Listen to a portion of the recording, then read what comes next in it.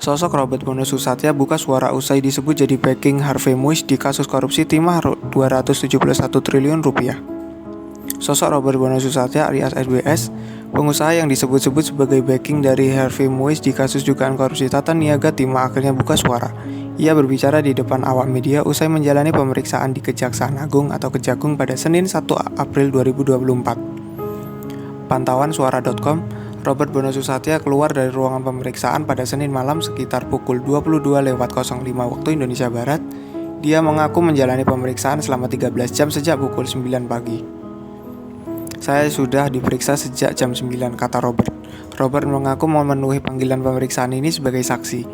Ya, sebagai warga negara yang baik, saya sudah melakukan kewajiban menaati peraturan yang ada, saya sudah diperiksa, katanya. Kendati begitu, Robert enggan menjawab saat ditanya tetapi di hubungannya dengan PT Refinet Bangkatin atau RBT dan tersangka Harvey Muiz. Tanya ke penyidik, tolong ya, katanya.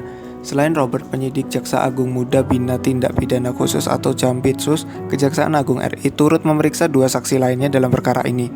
Mereka adalah AT selaku Staf Legal and Compliance PT Timah Tbk dan CS selaku Kepala Cabang PT Dolarindo Intravalas Primata. Dirdik Jampitsus Kejagung Kuntadi mengatakan pemeriksaan terhadap Robert dilakukan untuk mendalami keterkaitan yang bersangkutan dengan PT Refinet Bangkatin atau RBT. Kami periksa untuk memastikan keterkaitan yang bersangkutan dengan PT RBT, kata Kuntadi di kantor Kejaksaan Agung RI, Kebayoran Baru, Jakarta Selatan, Senin 1 April 2024. Hanya saja, Kuntadi enggan menjawab saat ditanya apakah pemeriksaan terhadap RBS merupakan pengembangan dari hasil pemeriksaan saksi dan tersangka. Yang jelas, kami melihat ada urgensi yang perlu kami klarifikasi kepada yang bersangkutan untuk membuat terang peristiwa pidana ini, katanya.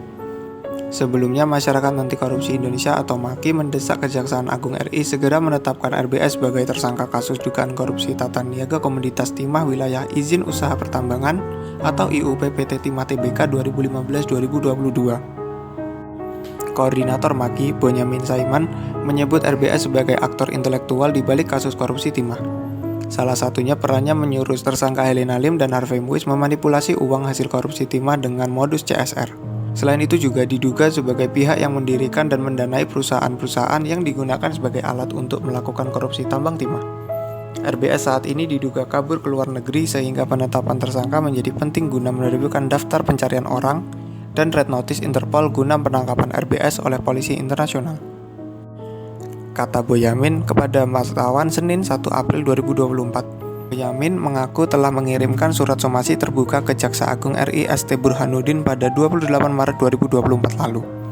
Dia menegaskan akan melayangkan gugatan pra-peradilan jika Kejaksaan Agung RI tidak segera menetapkan dan menahan RBS sebagai tersangka. Somasi ini dikirimkan guna menjadi dasar gugatan pra-peradilan apabila dalam jangka waktu sebulan belum ada tindakan penetapan tersangka atau RBS, ujarnya. Tetapkan 16 tersangka. Dalam perkara ini, Kejaksaan Agung RI telah menetapkan 16 orang tersangka terbaru yakni Harvey Muiz, suami dari Astri Sandra Dewi. Kuntadi menyebut Harvey Muiz selaku perpanjangan tangan dari PT Refinet Bangkatin atau RBT, salah satunya berperan mengakomodir kegiatan pertambangan liar. Sekiranya tahun 2018 sampai dengan 2019, Saudara HM Harvey Muiz ini menghubungi Direktur Utama PT Timah, yaitu Saudara MRPT atau Saudara RZ dalam rangka untuk mengakomodir kegiatan pertambangan liar di wilayah IUP PT Timah. Kataku tadi di kantor Kejaksaan Agung RI Kebayoran Baru, Jakarta Selatan, Rabu 27 Maret 2024 malam. Setelah beberapa kali menggelar pertemuan, kata Kuntadi, Harvey Muiz dan RZ yang juga telah ditetapkan sebagai tersangka dalam perkara ini, kemudian menyepakati kegiatan akomodir pertambangan liar tersebut di-cover dengan sewa menyewa peralatan proses peleburan timah. Selanjutnya, tersangka HM ini menghubungi beberapa smelter yaitu PT SIP, CV VIP, PT SPS, dan PT TIN untuk ikut serta dalam kegiatan yang dimaksud, katanya. Atas kegiatan tersebut, Harvey Muiz lantas meminta pihak smelter menyisihkan sebagian dari keuntungan untuknya. Dalam pelaksanaannya, penyerahan keuntungan tersebut dibungkus dengan dalih pembiayaan program CSR melalui PT KSE dengan difasilitasi tersangka Helena Lim. CSR yang dikirim para pengusaha smelter ini kepada HM, Harvey Muiz melalui PT QSE yang difasilitasi oleh tersangka HLN, Helena Lim, jelas Kuntadi.